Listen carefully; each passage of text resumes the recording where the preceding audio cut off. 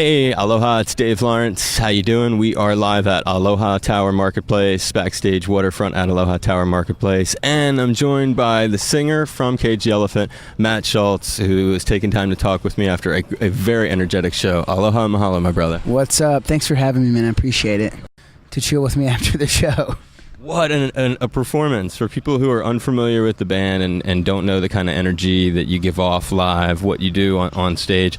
It's really something. If you've seen the videos, you have this stage persona.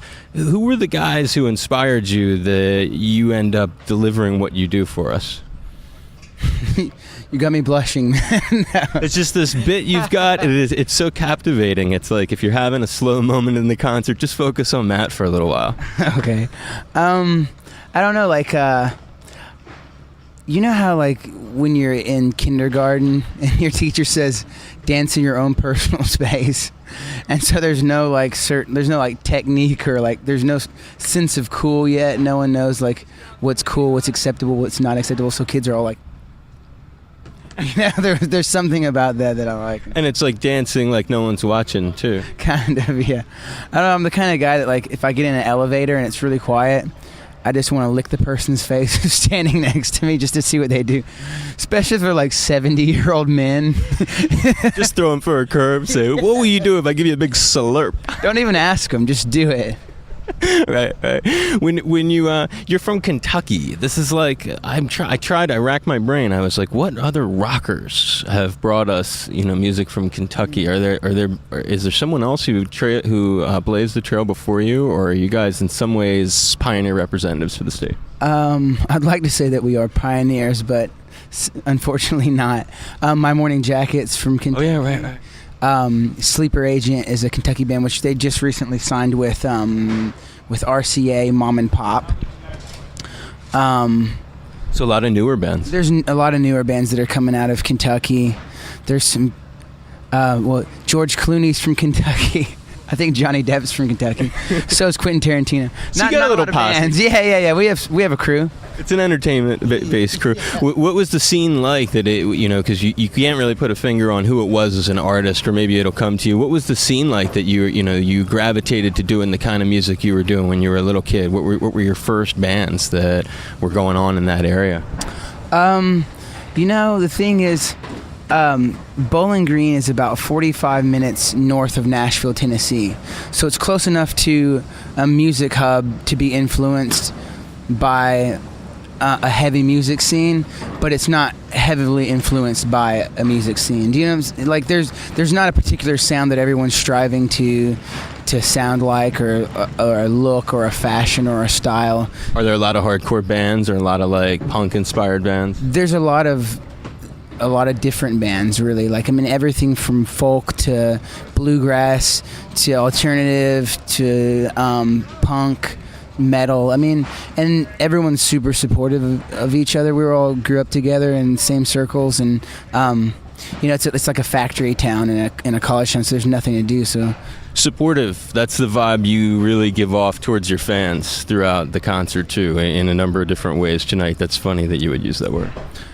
I don't know. It's like, it goes, I guess, beyond just being supportive of other bands, because I mean, you took the time to meet everybody after the show. People want to, like, come up to you. You take the time. There's something about that, I guess, that you're still close to the people that you come from. What was your first concert that you saw, Matt?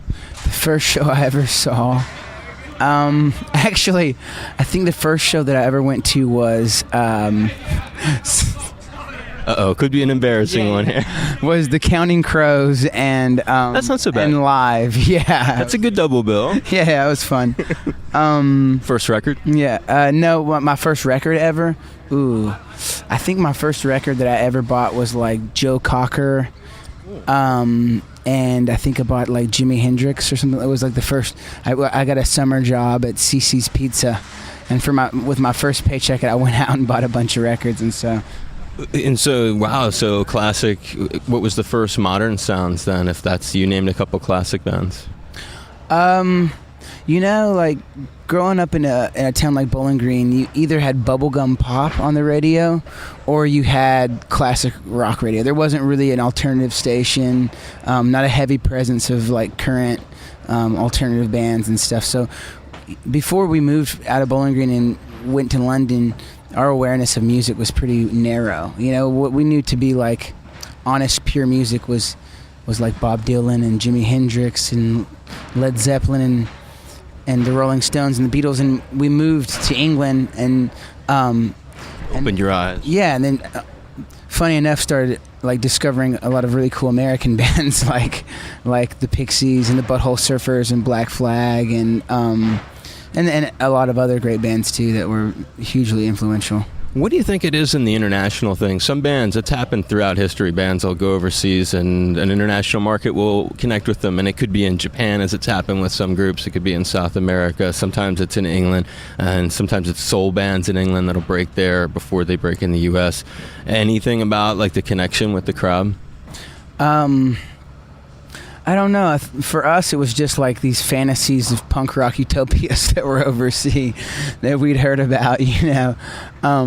Why didn't you record something there for the big record? Why was it chosen the Vic Theater in Chicago?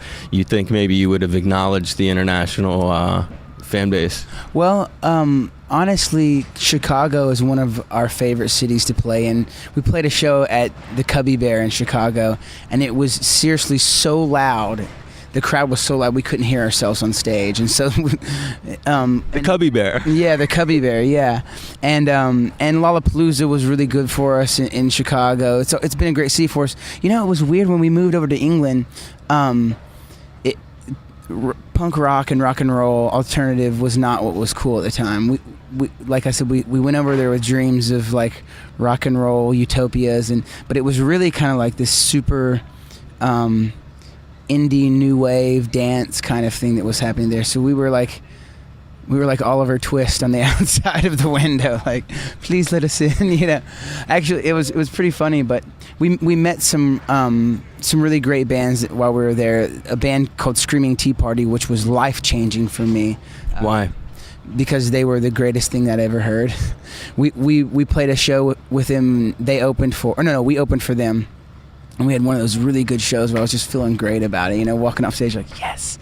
And they got up on stage, and after they were finished, I was kind of like, well, I quit. You know, like, it was definitely like one of those reflective moments, but they've probably been the most influential band on us, and them and Let's Wrestle. We became good friends and found some pockets while we were there, and I don't know, it was a great experience. It's kind of some of the things that opened up our eyes to new music and new sounds and stuff like that. On a lyrical tip, you talk about opening up your mind and stuff. There's a great in Shake Me Down. You're talking about people looking down, but you always keep your eyes on the sun. Is that sort of an autobiographical nod to your own like positive kind of outlook? Because it's a kind of tune. If you're not feeling good, it's like you've written one of those pick-me-up tunes. Like I can throw that thing on, and it serves that purpose, you know, which is really what rock and roll is supposed to do. Well, I think that. I don't know if I was trying to write a self-help song or anything like that, but autobiographical, like about your own attitude being positive, maybe.